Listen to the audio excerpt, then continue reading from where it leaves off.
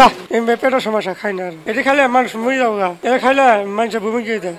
Artificial flavour drinks, juice, milk candy, dairy milk এবং সরিষার তেল নামেও বিভিন্ন প্রোডাক্ট উৎপাদন করতেছে। মানে প্রায় 10 লক্ষ টাকা মালামাল এটি জব্দ করা হয়েছে এবং সেটি ধ্বংস করা হচ্ছে।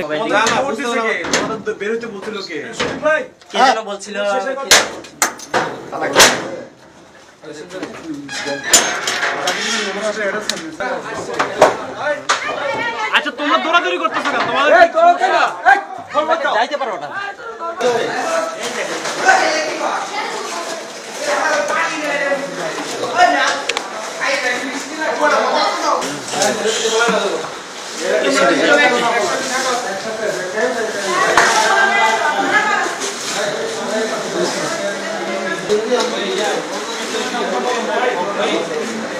ম্যাঙ্গো জুস আছে, নিচু হেডি ডিঙ্কু মেডিসিন আর খালি পানি হেডি।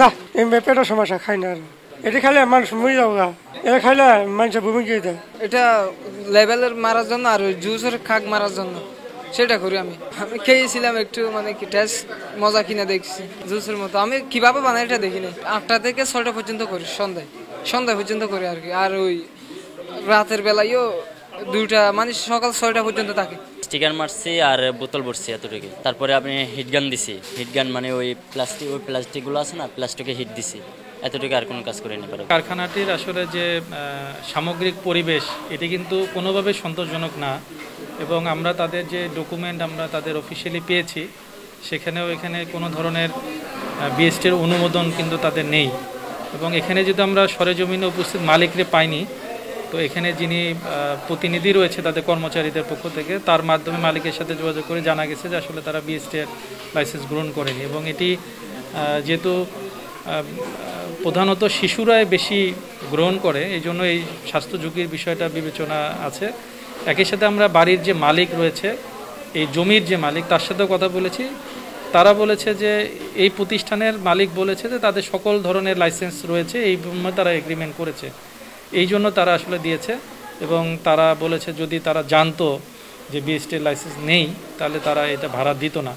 তো এই জন্য আমরা এখানে যে প্রতিনিধি রয়েছে তাকে জরিমানা করা হয়েছে। পাশাপাশি এখানে প্রায় আপনারা দেখেছেন আনুমানিক প্রায় 10 লক্ষ টাকা মালামাল এটি জব্দ করা হয়েছে এবং সেটি ধ্বংস করা হচ্ছে। কারণ এটি যেহেতু নিম্নমানের বলে আমাদের বিএসটি কর্তৃপক্ষ এটি বলেছে, সুতরাং এটি বিনষ্ট করা হচ্ছে এবং আমাদের এই ধরনের অভিযান কিন্তু নিয়মিতই পরিচালিত হচ্ছে।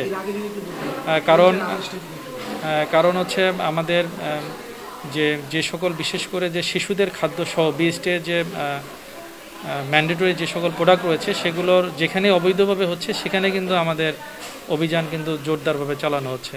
আর কারখানাটির পাশাপাশি এটি সিলগালা করে দেওয়া হচ্ছে কারণ কারখানায় এখানে অনেক মূল্যবান যন্ত্রপাতি রয়েছে।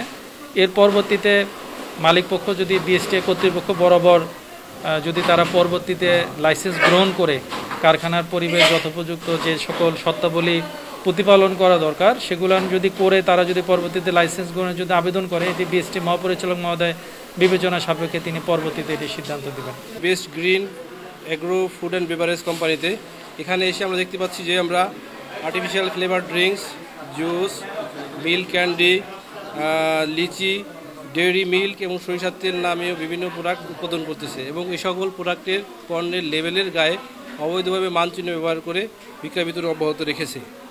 আর এখানে এসে আমরা হাতে নাতে কর্মচারী এবং অপারেশন পিপল 4 জনকে ধরতে পেরেছি। তার ভিতরে সবচেয়ে বয়োজ্যেষ্ঠ যে দায়িত্বশীল তার বিরুদ্ধে প্রসিকিউশন দেওয়া হয়েছে। বিজ্ঞ আদালত ওয়েস্ট অ্যান্ড মেজারমেন্ট আইন 2018 অনুযায়ী 1 লক্ষ টাকা এবং বিএসটি আইন অনুযায়ী 1 লক্ষ টাকা, মোট 2 লক্ষ টাকা জরিমানা করেছে। কারখানাটি সিলগালা করার নির্দেশ দিয়েছে। যে কোনো খাদ্য তৈরি করতে গেলে পারমিটেড ফুড কালার ইউজ করার নিয়ম, সেক্ষেত্রে এখানে পারমিশন বা অনুমোদিত কালারের কোনো সার্টিফিকেট বা কোনো অ্যানালাইসিস কপি যেটাকে আমরা কোয়া বলি সেটাও দেখতে পাচ্ছি না বা দেখা পারতেছে না, যেটা আমরা ধরে নেব এটা একটা টেক্সটাইল কালার হতে পারে। এক কথায় বলতে গেলে এই প্রোডাক্টটা আমাদের যে বিএসটিআই বাংলাদেশ স্ট্যান্ডার্ড যে সেট করছে সেই স্ট্যান্ডার্ড অনুযায়ী কমপ্লাই করে না। এটা সাব স্ট্যান্ডার্ড প্রোডাক্ট, এটা খেলে নানাবিধ সমস্যা হতে পারে। যেমন আপনারা বললাম যদি কালার যদি অনুমোদিত হয়ে থাকে সেক্ষেত্রে কিডনিতে ইফেক্ট আসতে পারে, আর পানি যদি পরিশোধন না হয়ে থাকে সেক্ষেত্রে ডায়রিয়া থেকে শুরু করে আরও বিভিন্ন ডিজিজ আসতে পারে।